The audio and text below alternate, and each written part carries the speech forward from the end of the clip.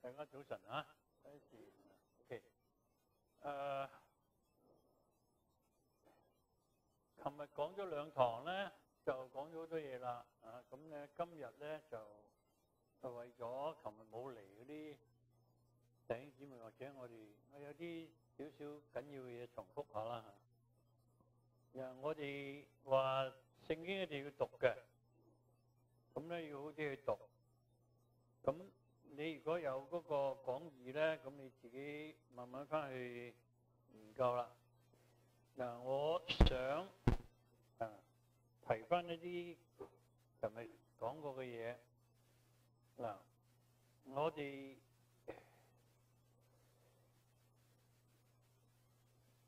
做基督徒嘅人，好多人咧冇讀聖經嘅習慣，淨係靠星期日嚟聽道。咁星期日嚟聽道咧，當然有佢嘅好處啦嚇。咁但係咧，星期日嚟聽道咧，就主要係聽傳道人喺上面講，咁我哋喺度領受。咁好多時咧，聽完之後咧，就好快就唔記得噶啦，好快唔記得噶啦。所以咧係比唔上我哋自己好地去讀神自己嘅説話。我哋一定要培養出呢個習慣嚟。千祈唔好咧唔明白啊，咁又放棄啊，或者覺得好難啊，或者覺得冇乜味道啊，就唔繼續啊咁。我哋一定要繼續嘅，一定要繼續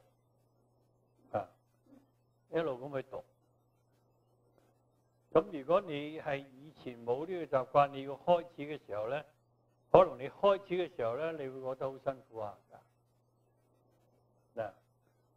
另外一點我強調嘅咧就係咧，你一定要由創世記第一章一直讀到啟示錄22章，唔好揀飲擇食，唔好有啲咧四福音你係讀好多，舊約有好多你又唔讀，咁樣係唔得嘅，因為新約舊約都係神自己嘅説話，所以咧我哋咧係要好好地去新舊約一直讀到新約。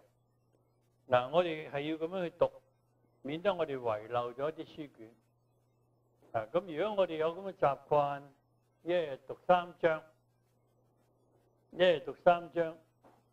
星期日，總之7日有一日你讀5章，其他啲嘢讀3章，咁啊啱啱一年咧就會讀晒成本聖經㗎啦。咁你唔信我，你咪試下咯，最好㗎啦。咁你發現咧，你讀完一遍之後，咁又翻轉頭再讀。如果你讀得快啲咧，你可以唔使等。如果你一日讀5章咧，你唔使一年就讀完噶啦。咁你又翻轉頭做。我好強調一樣嘢咧，就係千祈唔好揀飲擇食。初信主嘅人咧，就會有一種讀經嘅方法叫做搖蘋果樹法，即係話讀嗰啲容易嗰啲。咁初信主嘅人咧就可以咁做，但係咧信主信到咁上下咧就唔可以咁做噶啦。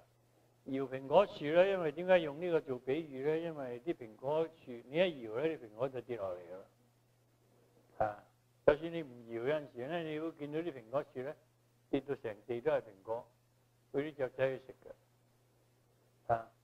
對於嗰啲新信主嘅人咧，你方便嘅咁樣做咧都 OK， 但係咧長久嚟講咧，你就唔可以咁做噶啦，一定要全本聖經去讀。咁我哋琴日強調咗一啲嘢，有啲人成日講有啲聖經冇味道啊，冇興趣啊，唔知噏乜啊，咁有好多藉口啦，咁就唔去讀。其實咧，全本聖經都係神嘅説話，某一啲章、某一啲節、某一啲書卷能夠被納入聖經裏邊咧，一定係有佢嘅原因嘅。譬如話，好多人覺得歷代志上、歷代志下好悶，好悶。我又唔知點解香港人話會悶到抽筋，唔知抽邊條筋。唔知個腳筋抽啊，定係個肺筋抽啊？我唔知，悶悶到抽筋啊！咁係咪真係咁悶咧？咁你讀出味道咧，你就唔會覺得好悶㗎。譬如話你讀耶穌基督嘅族譜咁啊，每隔14代。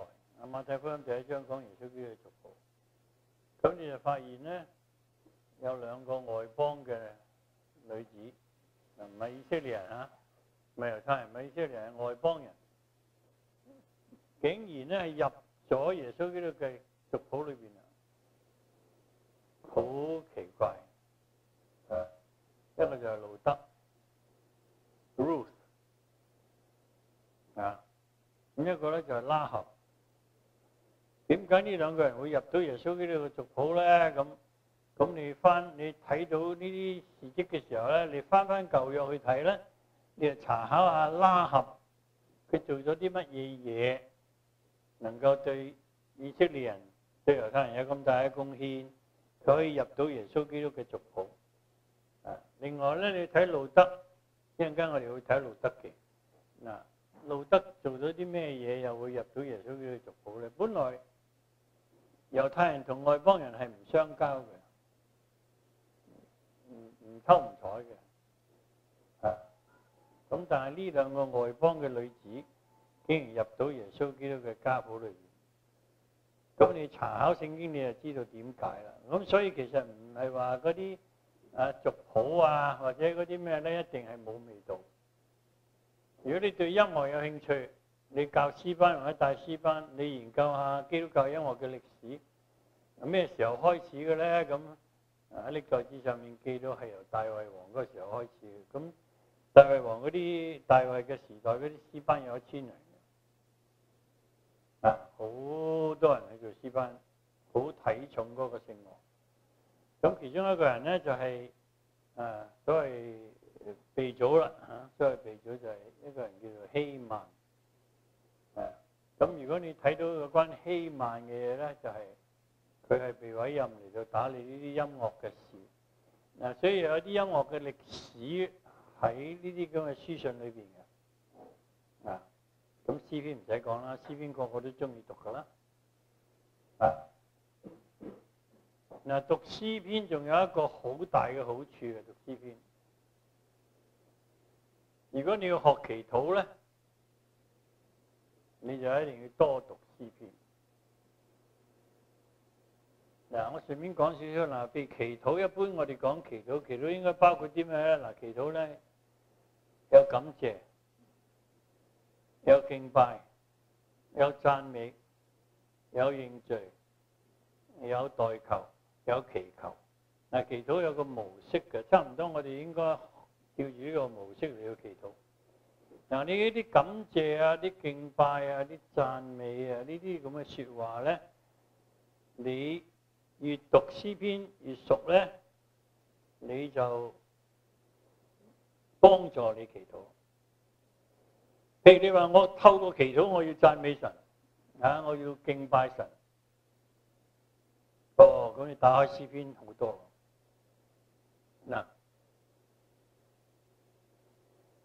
神啊，我感謝你，因為你係我嘅山寨，你係我嘅高台，你係我嘅盾牌，你係我嘅避難所，你係我患難中隨時嘅幫助。所有呢類咁嘅嘢咧，都係對神嘅敬拜讚。你係天上地下嘅神。你係萬國萬邦嘅主宰。所以聖經裏邊好多説話咧，你係可以用嚟祈禱嘅。所以讀聖經另外一個好大嘅作用咧，就係幫助你祈禱。因為聖經嘅説話咧，係可以成為你祈禱嘅。你咪要讚美耶和華。所以你喺聖經裏邊就揾到好多説話，你可以用嚟祈禱嘅。OK， 所以點解要讀好啲讀聖經咧？就係咁。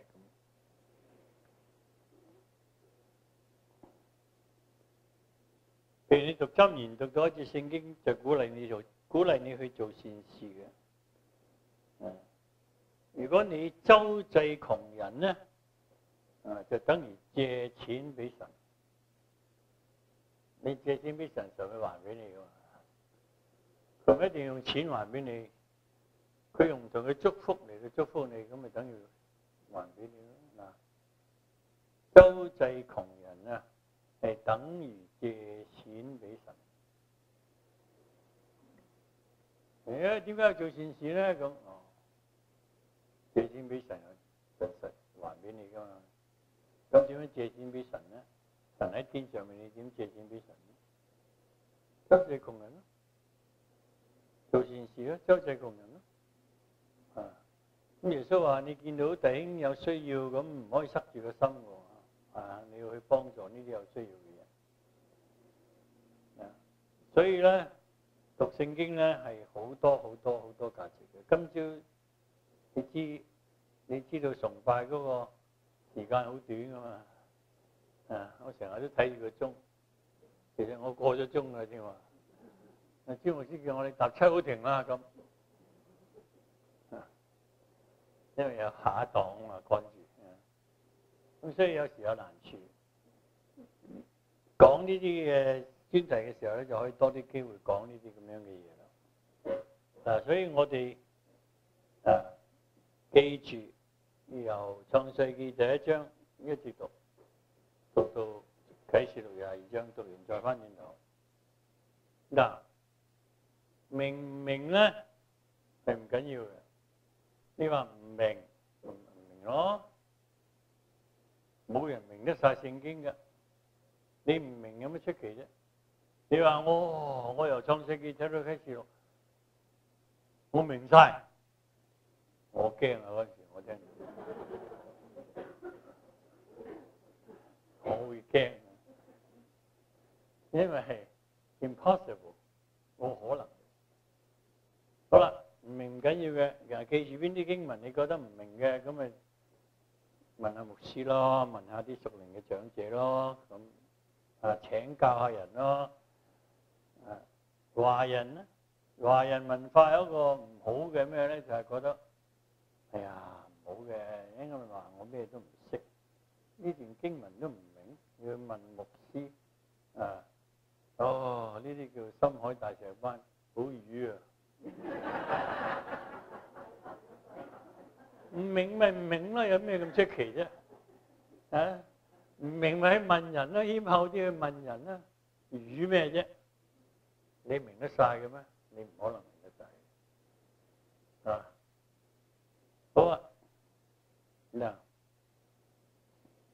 咁我哋話讀聖經咧，有啲係速讀，即係話創世記一路讀到啟示錄，一路咁讀，明唔緊要嘅。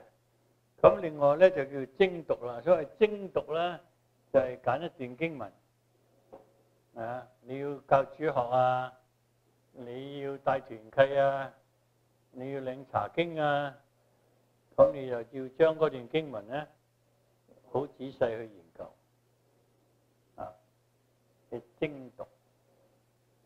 咁你喺研究嘅時候咧，你就要去想下嗰段經文，你點樣從呢段經文裏邊得到啲益處咧？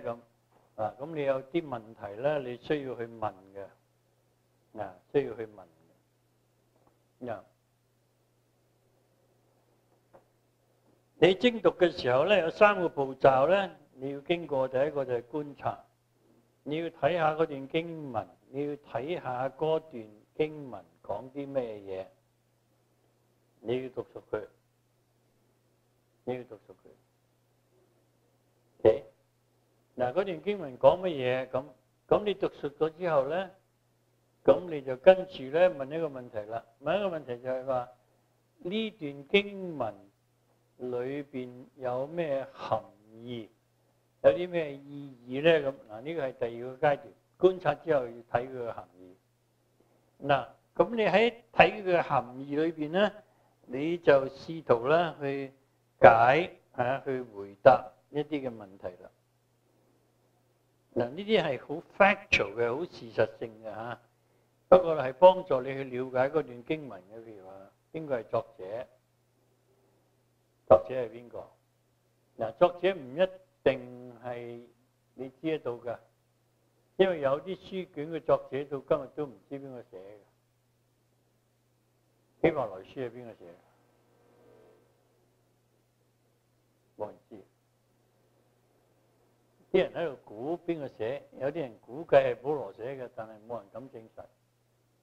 有啲經卷咧係個作者你唔肯定。路德記邊個寫嘅？係咪路德自己寫嘅咧？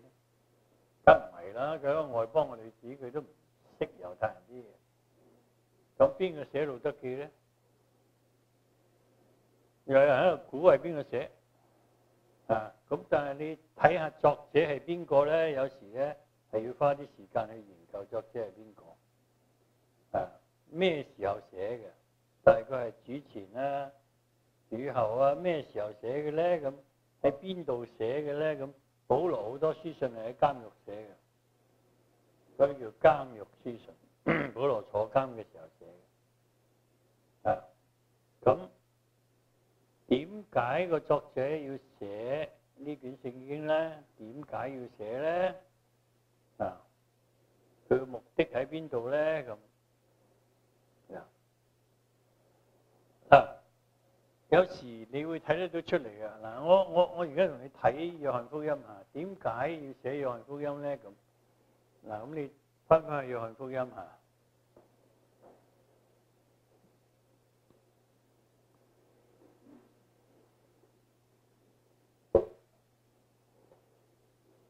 嗱，約翰福音咧，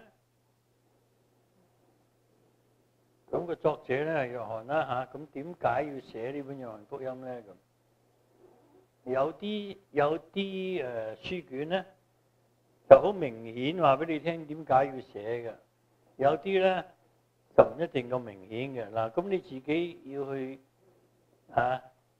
研究啦。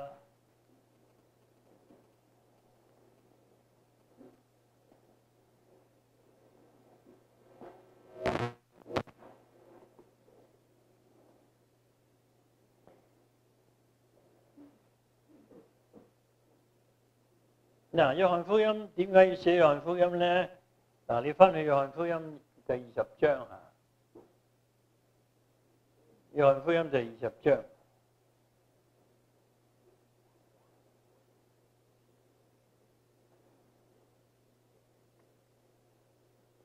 嗱，正式嗰節聖經咧就係31節，但係咧我哋讀30節開始讀。約翰福音20章30節，耶穌在門徒面前另外行了許多神蹟，沒有記在這書上。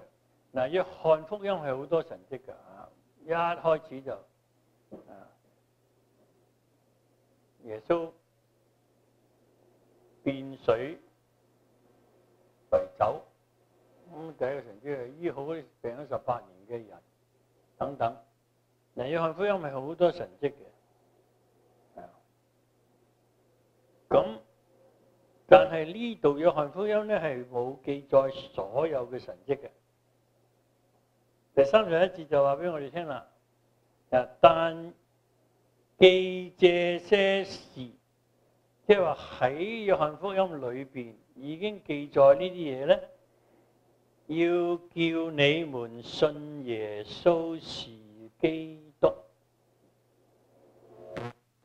個目的啦。點解要寫約翰福音咧？點解要將呢啲記事寫晒出嚟咧？為要叫你們信耶穌基督是基督，是神的兒子，並且你們信了他，就可以因他的名得生命。嗱，呢個係寫約翰福音嘅目的。你睇到呢啲嘢，希望你能夠信耶穌基督係神嘅兒子，咁你信咗耶穌基督係神嘅兒子咧，係就可以因為佢嘅緣故咧，因佢嘅名而得到屬靈嘅生命。所以約翰一書就話：人有了神的兒子就有生命。即係話你有咗神嘅兒子喺你裏邊就有生命，冇神嘅兒子就冇生命。因為生命係喺耶穌基督嘅裏邊，所以你有咗耶穌基督就有生命，冇就冇。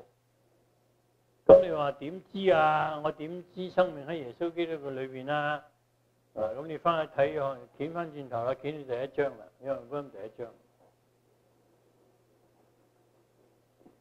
嗱，約翰福音第一章一開始嘅時候咧，就太初有道，道與神同在，道就是神，這道太初與神同在，萬物是藉着他做的，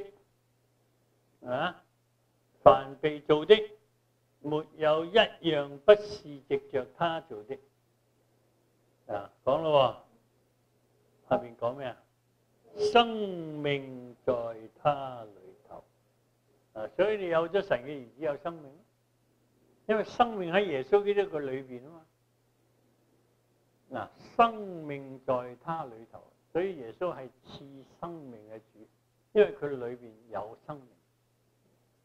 咁再解釋呢個生命係乜嘢？生命係咩？就是人的光。所以一個有生命嘅基督徒咧，佢唔係行喺黑暗裏邊嘅，佢唔會行喺黑暗裏邊嘅。點解唔係行喺黑暗裏邊咧？因為佢有咗耶穌基督嘅生命，呢個生命就係人嘅光。所以你做咗基督徒，你有耶穌基督嘅生命裏邊，你仍然行在黑暗中，咁你嘅生命有 question 嘛？有問題啦。譬如呢啲咁嘅類似嘅經文，你串通咗嘅時候咧，就好通噶啦。點解人有神嘅兒子就有生命咧？生命喺佢裏邊，生命喺佢嘅裏邊。約翰福音嘅目的咧，就講得好清楚啦。記載呢啲事係叫你哋信基神係叫你信耶穌係基督，係神嘅兒子，並且叫你們信了他，就可以因他的名得生命。OK， 好清楚啦。有啲書卷你要好知道點解要寫呢個書卷。有啲咧唔係咁明顯，你要去揾嘅要去找。OK， 跟住喺含義裏邊咧，你要問咩係主要嘅事實、主要嘅事實、主要嘅人物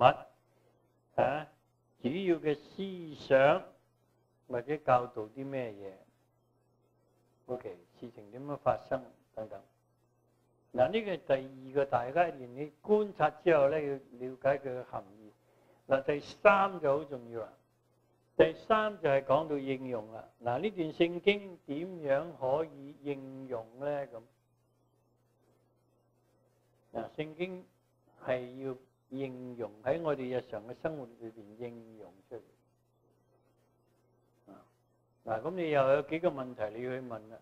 你咁去問，你回答到呢啲問題嘅時候咧，就會對你嘅生命咧有好大嘅幫助，好多唔同。呢段聖經對我好 personal 嘅好個人性嘅，因為你喺度睇呢段聖經。最先咧，你要問對你呢段聖經對我有乜嘢嘢講？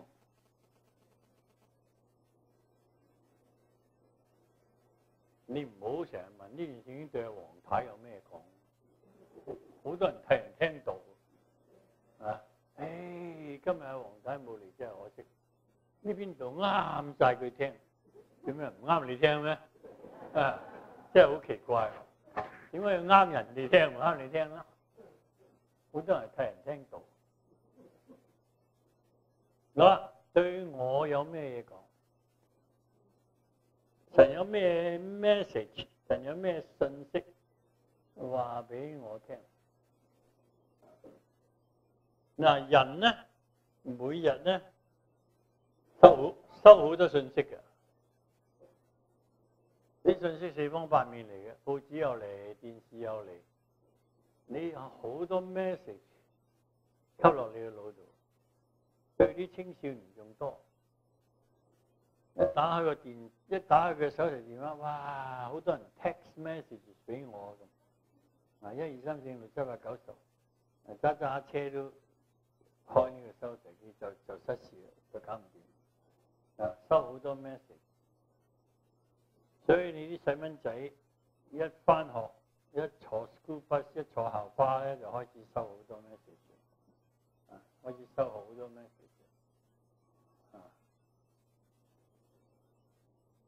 嗱，咁呢段聖經，神有乜嘢信息俾我咧？嗱，你任何嘅聖經你都可以去問呢個問題㗎，任何聖經你都可以問呢個問題。我哋琴日舉咗個例話，耶穌基督講最大嘅誡命，你要盡心盡性盡意盡力愛主你嘅神，又要愛人如己咁。嗱，你睇到啲聖經之後咧，耶穌話呢個係最大嘅誡命啊！耶穌係最大嘅誡命。好啦，咁對我有咩講啊？呢次聖經對我有咩信息啊？神話啲咩俾我聽啊？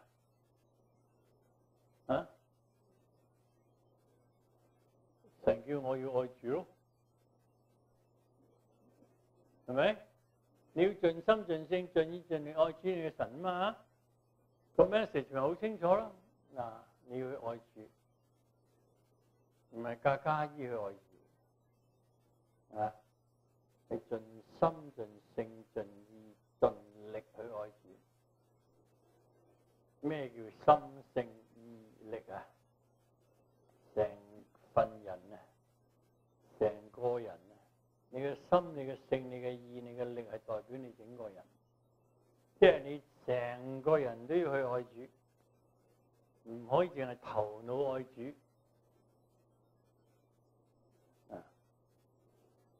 咁一個信息話俾你聽啦，你要咁樣愛主法啦。仲有咧，仲有個咩信息啊？你要愛人如己。咁你又問下啦，問下自己啦。我愛唔愛我個鄰舍呢？華人文化有好多嘢好唔啱嘅。香港啲人成日都你都聽到呢啲嘢，嗰條友啊，好粗俗噶嘛。嗰個人係嗰個人咧，做咩要嗰條友啫？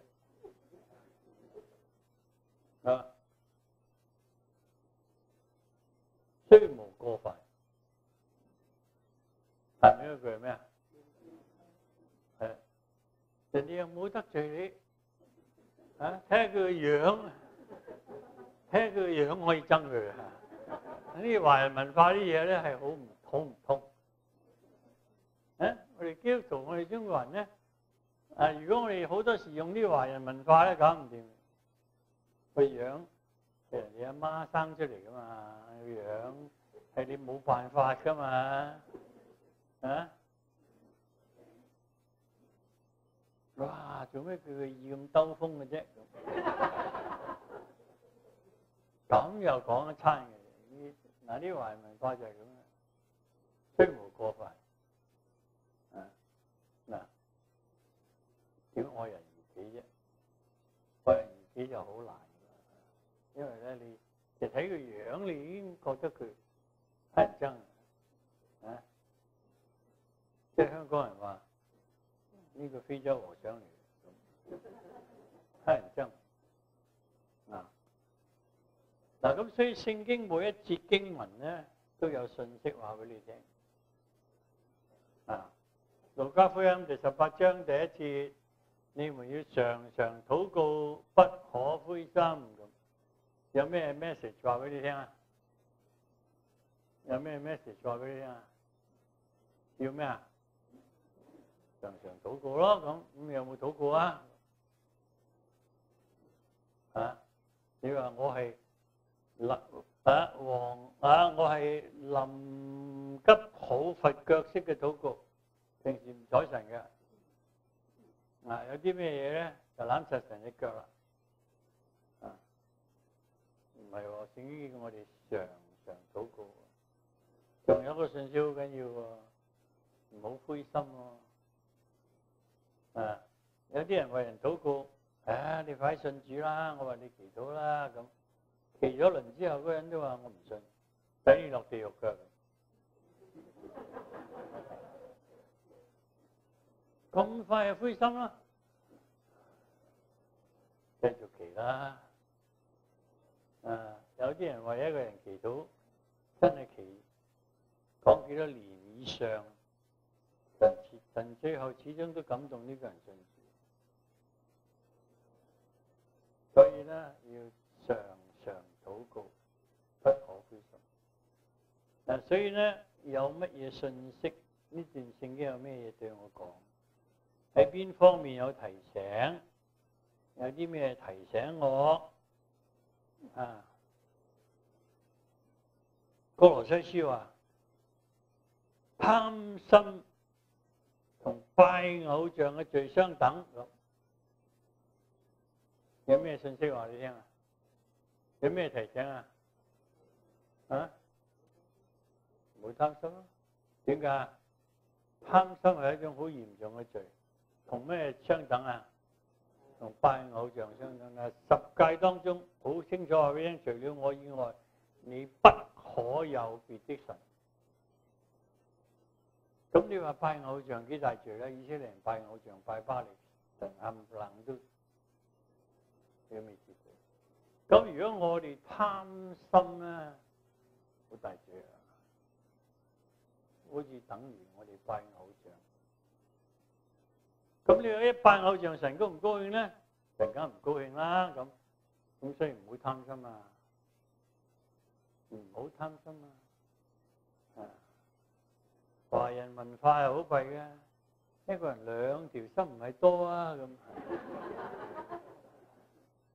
我哋華人啲文化真係，所以中國人信咗主之後，有時咧信咗主之後，中國人信咗主之後，有啲嘢都好難改變，因為呢啲華人文化太厲害，已經好多人太厲害啊！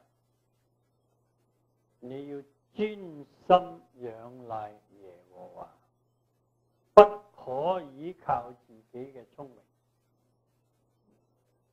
喺一切所行嘅事上，要認定他必指引你的路。箴言有一節咁嘅聖經啊。OK， 專心就唔准你有兩條心噶啦。耶穌話：你唔可以愛我又愛世界，你唔可以愛我又愛馬門，侍奉馬門，又唔可以貪錢又愛神。好多好多對立嘅 culture， 好多對立嘅文化喺度。所以你一兩條心唔係多啊，咁你就弊家伙，你就死梗嘅。你話點解唔可以愛神又可以愛世界啫？華人文化兩邊唔好得失，面面俱圓。咁死啦！做基督徒唔可以咁做，因為聖經嘅信息咧就好清楚。人要愛世界，愛父的心就不在他裏面了。所以唔可以兩條心。每一節聖經都有信息提醒我，同埋咧可以點樣應用喺我個人嘅身上。如果我係好貪心嘅，如果我係好貪錢嘅，OK， 我又要小心啦。我講一個見證俾你聽。呢個人咧，而家仲做緊傳道人，年紀好大下啦。佢咧後生嘅時候喺香港，咁佢讀完書咧。你知香港好多人讀完中學就去揾工做啦嘛，咁其中一種工咧幾好嘅就係打銀行工嘛，係咪？咁呢個後生仔咧，男仔嚟嘅。咁佢咧就呢個基督徒咧，咁佢啊有一日夏令會，佢回應神嘅呼召，咁佢又去讀神學啦。佢申請香港好多間神學，申請咗幾間神學院，冇一間收佢，冇一間收佢啊！咁佢好鬼谷氣，佢話主啊送上門你都唔要，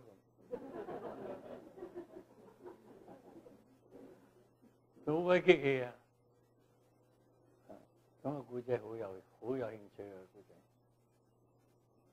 咁啊神學院唔收啦，咁啊揾工做啦。好奇怪喎！神啊開條路俾佢，叫佢入銀行做啊，入銀行做。神係有意對付佢嘅。咁入銀行做咧，好多份工啊，有啲坐喺窗口位度啊，招呼啲人啊，搞啲存摺啊咁。有啲就喺後邊數錢啊，即係銀行成日收好多錢翻嚟要數噶嘛。嗰陣時邊度有嗰啲機器，咁有100，咁有1000嘅啫。嗰陣時係咁噶嘛，黏下啲水咁。咁佢就去銀行做，銀行就叫佢數錢。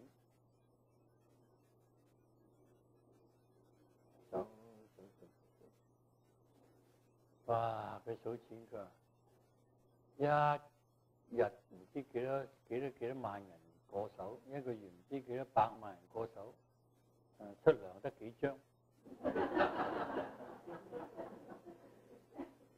嗰陣時銀行工300-400啊，400-500蚊。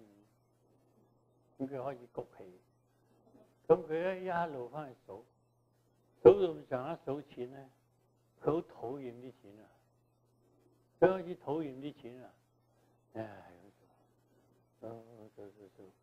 數，你知啦，即係而家世界就話悶到抽筋啊！咁數錢啊，咁數錢，100又搭好佢，跟住100又搭好佢，數啲錢咧加埋咗。呢個見證係收尾佢自己講出嚟嘅。佢話原來咧，神叫佢係1年喺銀行嗰度數錢，係對付佢，因為佢話我呢個人咧好貪錢，好貪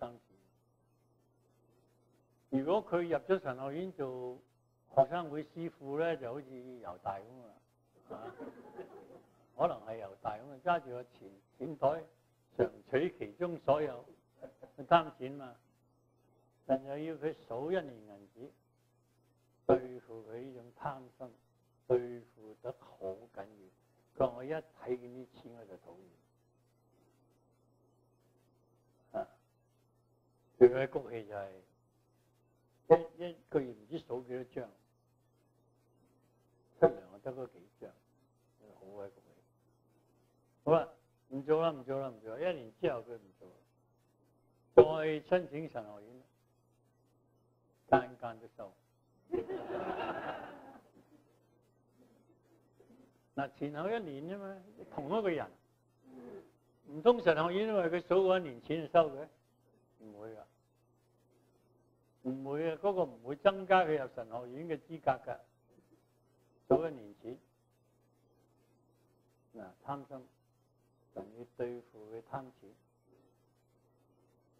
不都要啦，做傳道啦，做到而家啦，而家就嚟80歲啦，仲做緊傳道啊！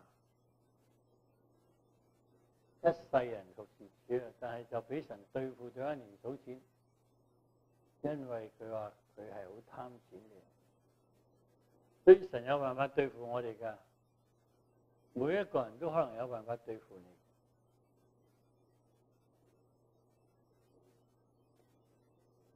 又講個故仔俾你聽啊！有個姊妹去整容啊，覺得自己唔夠靚啊。本來佢即係喺醫院咧，本來佢會離開世界㗎。咁佢就好似希西家王咁向神求。咁好啦，神話我俾多唔知幾多年啦，我唔記得。哇！佢話仲有好耐世界喎，咁佢話不如喺醫院裏邊整埋容啲出嚟，咁啊順便做整容啦嚇，整到靚靚咁啊，咁啊，佢出院啦，啊，好奇怪，佢一出院咧，啊，第二日咧，一出院第二日咧，過馬路咧，就俾車撞死咗。咁佢翻去神嗰度啦，咁佢就問神：你又話俾多幾多年我？啊，點解咁快叫我翻嚟？佢話我俾多幾年你，嗰個唔係你喎。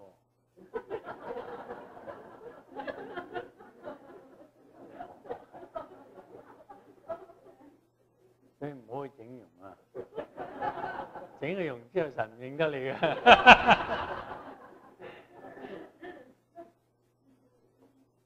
神有辦法嘅，啊！神有辦法對付唔同嘅人嘅，好得意。所以有時啲嘢發生喺你身上咧，你諗下點解神會有呢件事發生喺你身上？可能有原因。嗱，有乜嘢提醒你有乜嘢要你學習嘅？所以咧，你睇聖經咧，你去答呢啲問題嘅時候咧，你就好得益處啦嚇，你就有好多好多嘅益處啦，應用喺你生活上邊。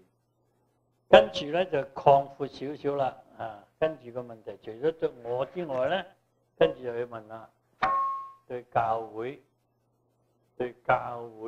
有咩幫助？再擴闊一啲，對神嘅國度有咩幫助？對神嘅國度嘅發展有咩幫助？嗱，讀聖經帶嚟呢啲效果咧，就可以令到你知道，更加知道點樣去生活，點樣去生活。好啦，你讀聖經啲好習慣啊，等等嗰啲我哋唔講啦冇時間。嗱，咁聖經咧，除咗個人嘅性質之外咧，有好多嘢咧，聖經咧係包羅萬有嘅。所以人哋話俾你聽，聖經係失去咗時代性噶啦，聖經係太古老啦咁。嗱，唔係嘅，你睇聖經裏邊有好多嘢咧，而家世界都用得着嘅。嗱，聖經有環保。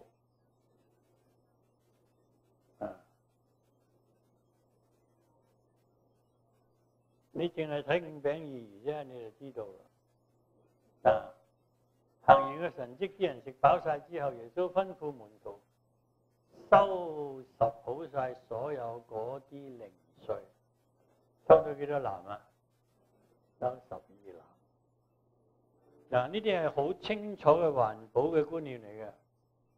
你喺香港嚟，你就知道啦。香港成日叫人咧唔好染污郊野公園，係咪啊？你知香港有啲地方咧，啲人去完旅行之後咧，空個公園都係垃圾，有膠袋啊、汽水樽啊，黑框都有。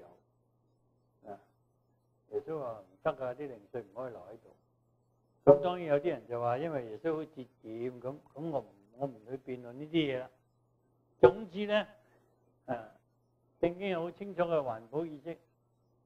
以賽亞書亦都有嘅。嗱，聖經仲有除咗環保意識之外咧，聖經仲有係咩周濟窮人啊，有好多嘢啊。呢個係非個人性嘅。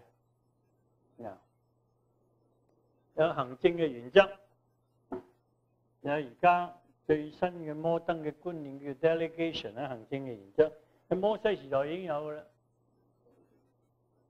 聖經話：哎呀，管理百姓嘅責任太重啦，你唔可以一個人孭晒㗎，你要揾啲人嚟幫你。嗰啲小事咧就俾啲人去幫你，大事就呈到你嘅面前，你自己去處理。咁好多時打工都係啦，大事去揾老闆，小事你自己搞掂。有啲叫中層嘅 management 啊嘛 ，mid-level management 啦，呢個就係減少咗老闆每一件事都要老闆理。嗱，呢個 delegation concept 呢個行政嘅原則咧，聖經好早已經有。周濟窮人啦，勞工法例啦，嗱嗰啲經文你自己去揾啦，講義道上面有嘅。社會關懷啦，反對墮胎啦，點樣對孤兒寡婦啦等等。嗱，所以聖經咧唔係一本失時嘅書，聖經係一本好合時嘅書。雖然好多年前寫噶啦，但係因為佢係神嘅話，神睇通晒所有嘅嘢，所以點解聖經會有呢啲嘢咧？咁就係因為咁樣啦。所以聖經係好寶貝，好寶貝。嗱，你要睇嗰啲所謂勞工法例咧，你就知道啦。你唔可以扣住啲工人嘅資金嘅，有聲音會發出嚟控訴你嘅。聖經話，所以做老闆嗰啲咧，就應該識做，尤其是做基督徒老闆應該更加識做。聖經有清楚嘅指引俾你，話俾你聽嘅。OK， 我而家仲有少少時間嚇，咁我哋咧都冇法子睇得晒提摩太後書同埋路德記，我哋睇一睇路德記算啦嚇，我留翻啲時間俾你睇下你有咩問題要問。嗱，你睇路德記咧，嗱路德記呢本書講呢個路德呢個女子，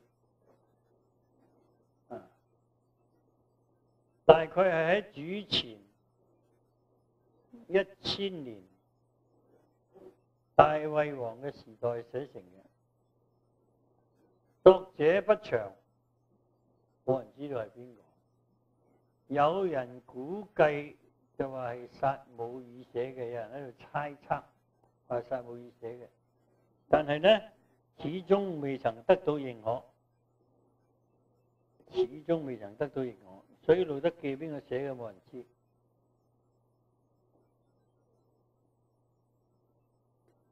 嗱，路德記係一個充滿愛、孝順、順服、信心、慈悲憐憫嘅故事。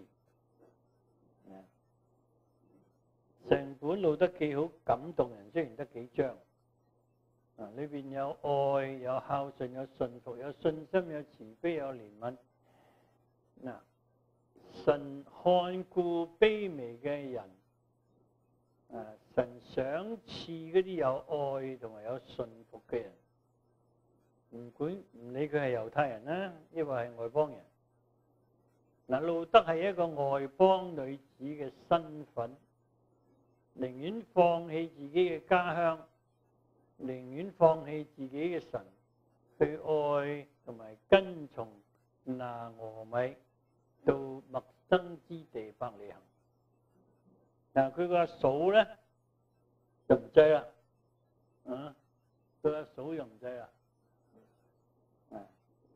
咁剩翻佢，咁拿俄米咧就話：嗱，你阿嫂都翻咗自己屋企啦，你唔好跟我啦，我咁老，唔通仲可以生個仔俾你做你丈夫咩？咁路德就話：你唔好叫我唔跟你，我已經決咗心要跟你，你唔好叫我唔跟你。嗱。咁佢知道佢跟拿俄米返伯利恆咧，對佢嚟講咧係一個完全陌生嘅地方嚟，完全陌生嘅地方嚟嘅。我太太係美國出世 ABC 嚟嘅 ，American Born Chinese。佢同我結咗婚之後，跟我返香港，哇，好慘！我哋返到香港嗰日，係制水嘅第4日，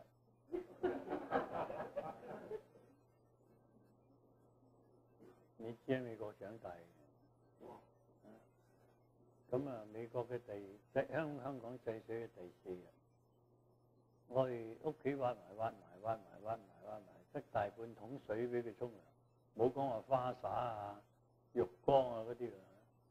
咁啊，揸住條手巾淋下，佢沖完涼之後話俾我聽，我啲眼淚仲多過嗰桶水。好大嘅適應，好大嘅適應。美國邊有制水呢回事啊？邊有第4日？邊有沖涼都冇水嘅？冇呢回事噶嘛？好大嘅適應啊！路德就係咁啊，翻到去好大嘅適應，但係佢都決心翻，佢藉着信心以耶和華為佢嘅神啊！就係因為佢愛心同埋信心得到神嘅賜福，俾佢能夠進入耶穌基督嘅家譜裏邊，係好大嘅光榮。嗱，你掀去路德記第1章，你讀下路德嗰段説話。嗱，嗰段説話咧，真係好感動人嘅，啊，真係好感動人嘅嗰段説話。嗱，路德記咧，第1章路德同拿俄米講嗰番説話咧，就真係好 touching 嘅。路德記第1章，士師記後邊啊。嗱，我哋睇路德嗰段經文，講嗰段經文啦，第16節。第16節，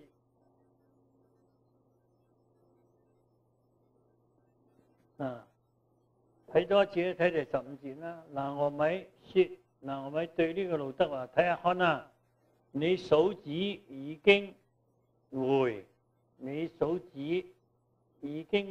他本國和他所拜的神那裏去了，你也跟着你啲嫂子回去吧。嗱，我咪其實想再俾個機會佢，希望佢翻佢自己國嘅。咁跟住路德就話啦：不要催我回去，不跟隨你。你往哪裏去，我也往哪裏去；你在哪裏住宿，我也在哪裏住宿。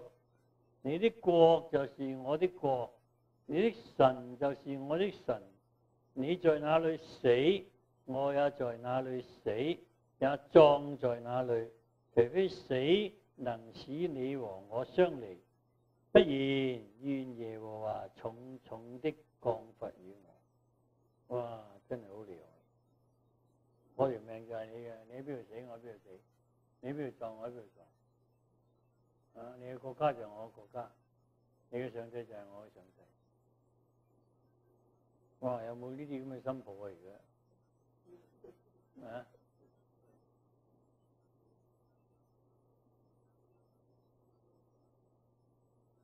所以路德點解神咁祝福佢咧？嗱，呢番説話好難講㗎，我唔知你可唔可以講啊？唔容易講㗎。唔好叫我走啊！你去邊度我去邊啊！你住喺邊度我住喺邊啊！咁路德翻去真係同婆婆一齊住啊，同拿俄米一齊住啊。除咗佢去執麥穗嗰段時候，但係佢執麥穗佢都翻嚟㗎，攞啲麥穗翻嚟俾拿俄米，真係同一齊住喎。所以呢段説話咧係好唔簡單㗎。咁如果有啲人改咗個名叫做 Ruth 咧，改咗個英文名咧，你問佢做唔做到呢樣？咪就咁叫 Ruth 啊？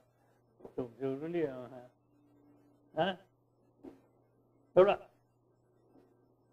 你執麥穗嘅時候咧，你見到佢係一個好勤力嘅人啊，好努力做工嘅人，又聽話。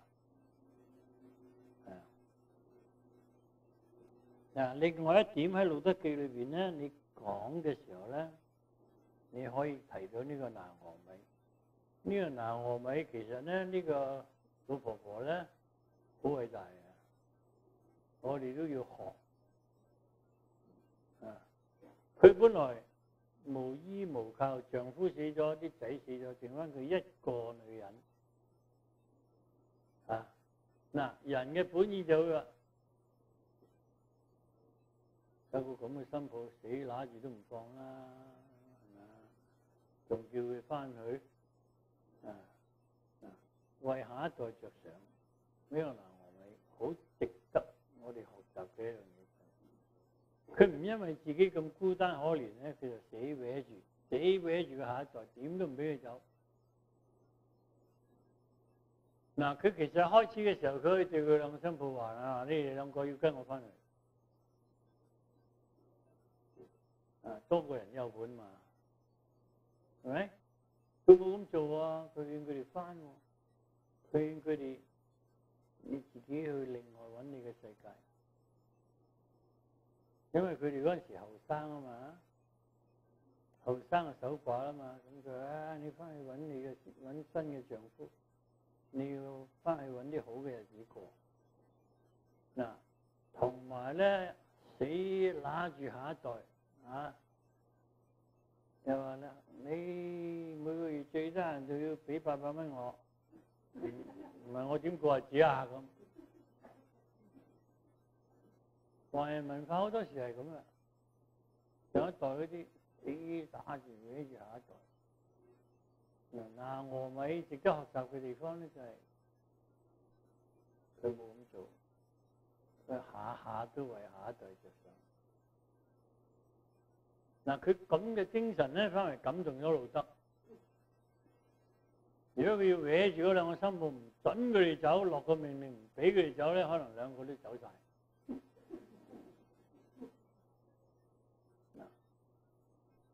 拿俄米拿俄米呢個精神係值得我哋學習嘅。佢仲要為佢嘅啲新抱，路德跟咗佢翻去之後，佢仲為佢啲新抱打算。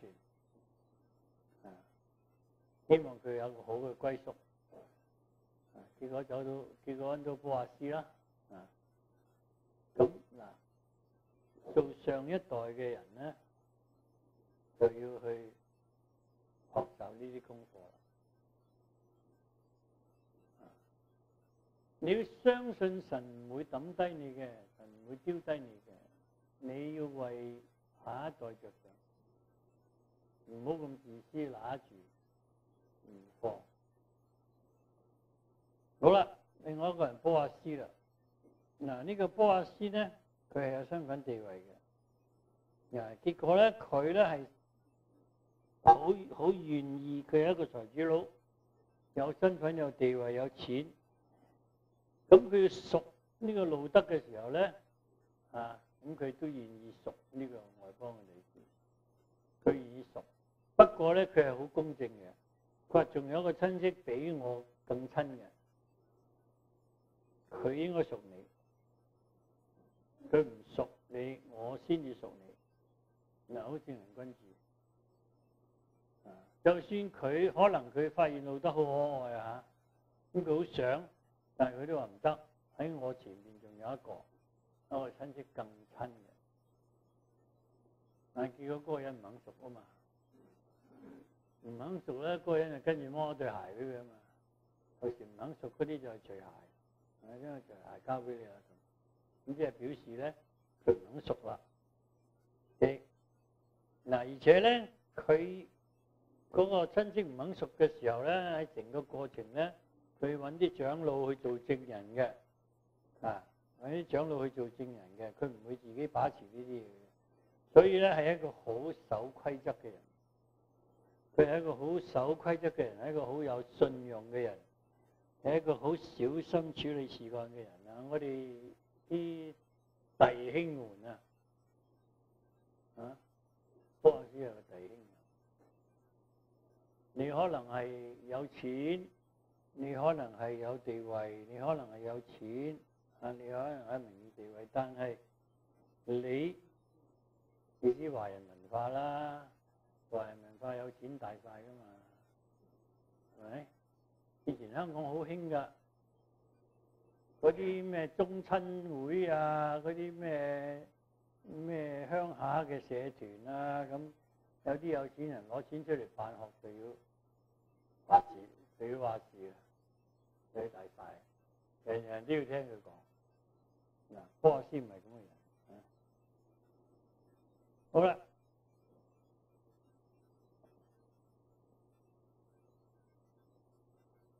咁路德呢係一個好女仔咧，到一個地步咧，聖經對路德有個稱讚，好高嘅稱讚。嗱，呢個咧係要我哋去睇下啦嚇。我哋打開到第4章嘅時候咧，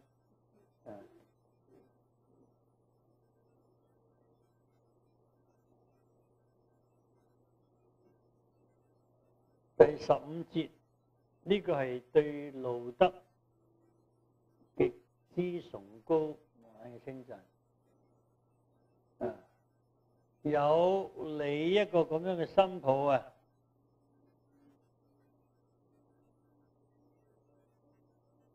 有這兒婦，有你呢個新抱咧，仲好過有7個仔。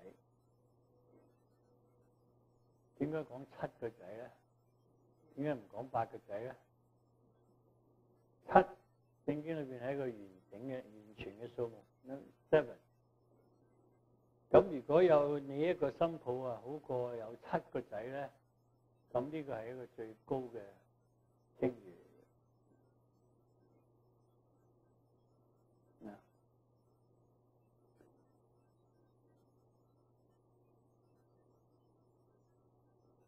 我成日喺度諗，好唔好講一篇道教人哋點樣做新抱？婆媳嘅成日爭噶嘛，婆媳係成日爭噶嘛。咁到一個地步，個仔話，個仔對個老婆對個新抱對個仔話啦：你要決定，要你阿媽定要我？哇！最後終結啊 ，ultimatum 啊，何必要咁咧？識得點樣做人嘅媳婦，用路德做例咯。嗱，呢篇信息好好噶，不過啲新抱受唔受得落嘅講嘅時候，我唔知啊，好值得講。又要講嘢，又要講一篇信息講拿俄米，做一個為下一代着想嘅上一代。嗱，邊度有咁嘅稱讚嘅？你仲好過我仔啊！咁已經好難得噶啦嘛，係咪？家嫂你真係好啦嚇，仲好過我仔。唔係喎，家嫂你真係好啦。好過有7個仔，呢啲真係最高嘅稱譽。路德點解得到呢啲嘢咧？唔係冇原因嘅。嗱，好啦，我唔講啦，你自己翻去慢慢睇啦。路德記係有好多嘅教導。OK，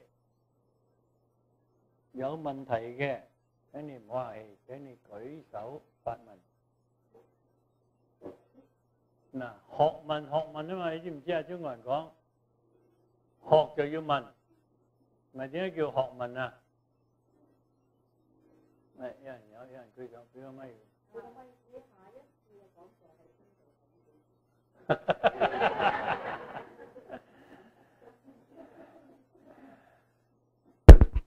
我而家唔話得出俾你聽係幾時。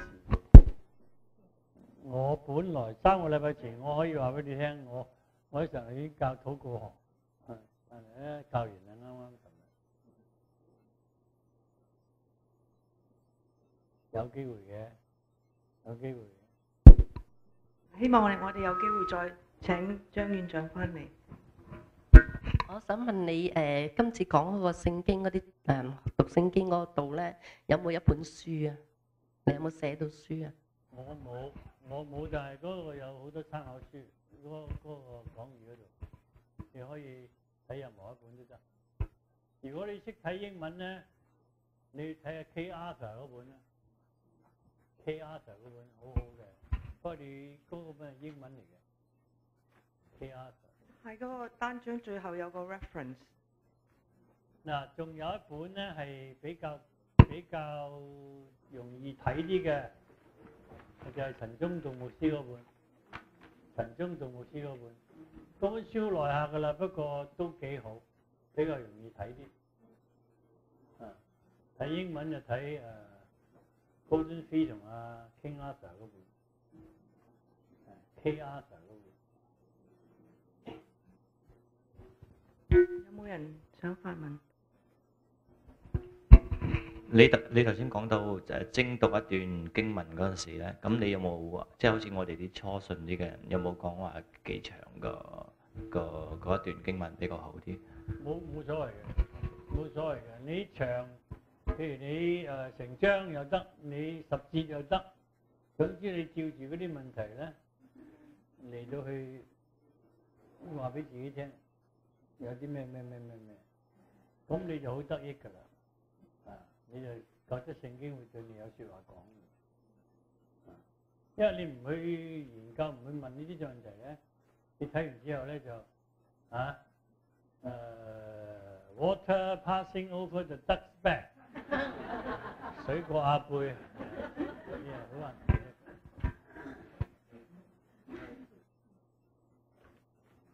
咁其他人 Andy。今朝早咧，你有問，即係有提到咧，就係呢個神開呢個人嘅屬靈嘅眼睛啦。咁呢個係咪我都即係想我想了解下㗎？神開屬靈嘅眼睛係咪就係一個聖靈同聖靈喺人嘅心裏邊嚟到工作有關？有關。即係神嗰個工作，或者另一方面，或者個你嘅 question 就係話，如果俾我哋睇聖經睇唔明嘅時候啊。我哋應該點樣嚟去祈禱求？點樣嚟到即係有效嘅即係咁嘅求？點樣嚟到明白你即係冇啊！你求咧，你求就好簡單嘅啫。譬如你睇到某一段聖經，你話神啊，我睇咗咗好耐，你知道我唔明。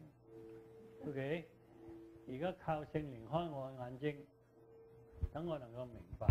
求啦，咁聖靈幾時開你嘅眼睛咧？我就唔知。不過咧，好多時咧，你肯求咧，神都會俾你明白嗰段聖經嘅。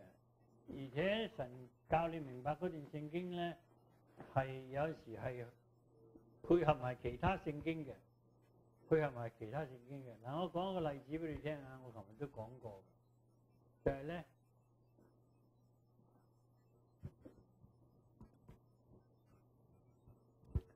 嗱。神稱讚嗰個迦南婦人嘅信心咁咧你去睇翻嗰段經文咧，你睇嚟睇去都唔明嘅，最初我都睇咗好多次都唔明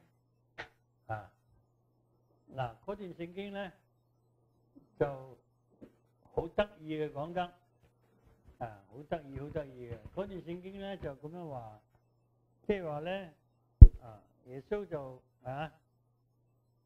稱讚嗰個迦南婦人嘅信心咧，就係話耶穌話咧，唔好將細蚊仔食嘅餅、細蚊仔食嘅嘢咧，唔好將佢俾狗食。咁但係嗰個婦人咧，嗰個迦南婦人就話咧，佢話咧嗰個細蚊仔咧都會食。唔係嗰個狗都會食個細蚊仔跌落嚟嘅餅碎。嗰個狗咧都會食細蚊仔跌落嚟嘅餅碎。嗱，咁耶穌一聽見之後咧，耶穌就讚佢啦，就讚呢個迦南婦人嘅信心啦。嗱，迦南婦人咧係一個外邦嘅婦人，佢唔係一個猶太人，佢係一個外邦嘅婦人。咁佢一講完咧，馬太福音15章嗱，或者我哋掀去嗰度咧，馬太福音第15章我哋由第21節開始讀呢一段經文啊。耶穌離開那裏，退到推羅西頓的境內去。有一個迦南婦人從那地方出來，喊着說：主啊，大衛的子孫可憐我，我女兒被鬼附得甚苦。耶穌卻一言不答。門徒進前來求他說：這婦人在我們後頭喊叫，請打發他走吧。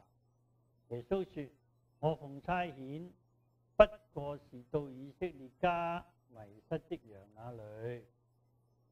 耶穌話：我被差遣呢，係向啲以色列嘅迷羊去傳福音嘅。那婦人來拜他說：主啊，幫助我。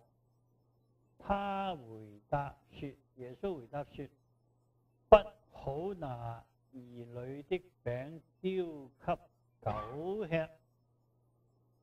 27節，婦人說：主啊，不錯，但是狗也吃他主人桌子上掉下來的碎渣呢。28節，耶穌說：婦人，你的信心是大的，照你所要的，給你成全了吧。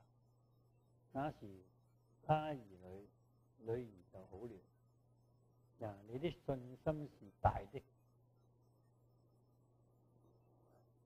呢段經文我睇咗好多年啦，我真係睇咗好多年我都唔。咁後來咧，另外一段聖經咧，就幫咗我去明白呢一段嘅聖經啦。嗱，你翻去睇，你睇到以弗所書第1章。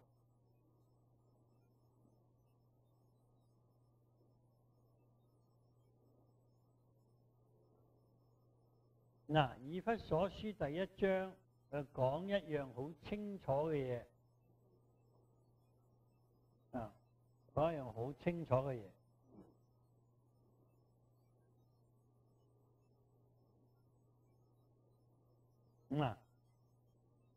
外邦人嘅得救咧，外邦人嘅得救，就係一個奧秘，就係一個奧秘。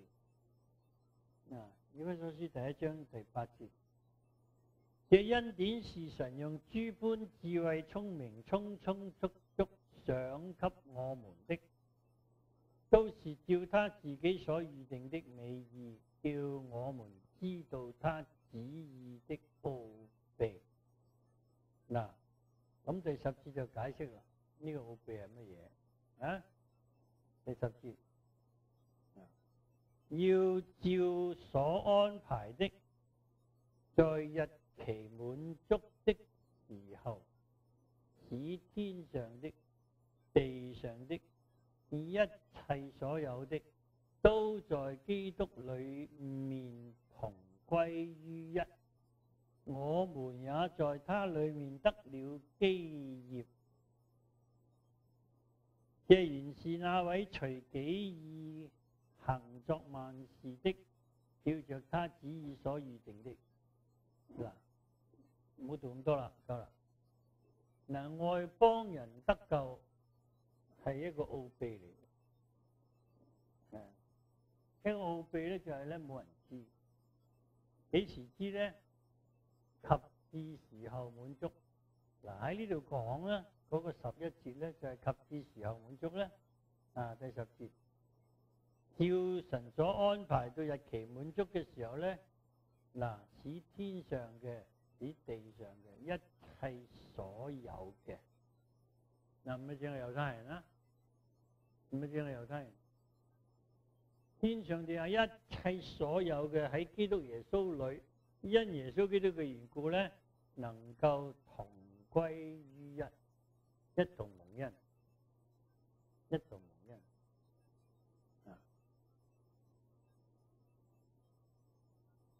咁你睇咗呢段嘅時候咧，你就想翻去耶穌點解會稱讚呢個迦南婦人嘅信心咧？因為喺嗰個時候，佢已經知道佢個女會蒙恩嘅，耶穌結果就醫好佢。咁所以佢話係啊，細路仔都食跌落嚟嘅餅碎啊咁。嗱，咁你再掀去睇另外一段經文啦。嗱，呢一段經文咧就話俾我哋聽另外一個事實。嗱，《使徒行傳》13章。但係你睇《使徒行傳》第13章嘅時候咧，你就睇到另外一個事實啦。嗱，《使徒行傳》第13章咧就好清楚講呢件事。OK， 第45至16節，係啊，46節，《使徒行傳》13章46節。保羅和巴拿巴放膽說：神的道先講給你們，原是應當的。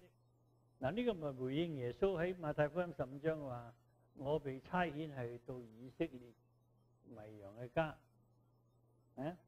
嗱，福音先傳俾你哋聽係應該嘅，只是因你們棄絕這道，斷定自己不配得永生，我就轉向外邦人。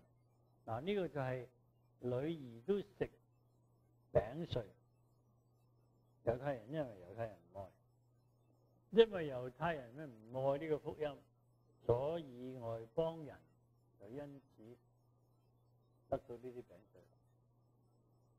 嗱，以一個外邦女子，一個迦南嘅婦人能夠有咁樣嘅體驗，所以耶穌就話：你嘅信心係大，你嘅信心係大嘅，所以佢蒙恩啦。咁你成本聖經嚟睇咧，你就會睇到神老早已經係預定咗保羅，呼召保羅做外邦人之光，叫保羅向外邦人傳福音。所以喺《使徒行傳》保羅嗰3次宣教旅程裏邊咧，就將福音帶俾好多外邦人。彼得喺《使徒行傳》裏邊對一個意大利嘅百夫長叫哥尼流，就將福音傳俾佢哋，外邦人得救。到第8章你再睇翻轉頭嘅時候咧，《使徒行傳》第8章咧有一個非洲嘅太監，腓利向佢傳福音，腓利向佢傳福音，佢讀緊以賽亞書53章，唔明講乜嘢。咁腓利話：你讀嘅你明唔明啊？咁呢個太監就話：冇人教我點明咧。咁腓利就同佢講啦。佢一明咗得咗之後咧，信咗主啦，碰到主啦，咁佢一見到有水，佢就話受洗啦。第一時間洗禮，同而家啲人拖下，死都唔肯洗禮。你睇下幾大分別。信咗主之後，第一時間就要洗禮，最快速嘅時間之內就要洗禮，唔好喺度拖。信而受洗啊嘛，你嗰刻信，你跟住嗰刻洗。咁其實福音傳俾外邦人喺《使徒行傳》第8章已經傳咗去俾個非洲嘅大教。咁所以福音傳到地極咧，咁就喺《使徒行傳》第8章已經見到啦。福音傳到地極，你翻去舊約睇嘅時候咧，你翻去自己查以賽亞書42章同埋以賽亞書49章咧，都有講福音咧傳到去外邦，傳到地極嘅，傳到地極，兩處都講，一至42章，一至49章喺以賽亞書。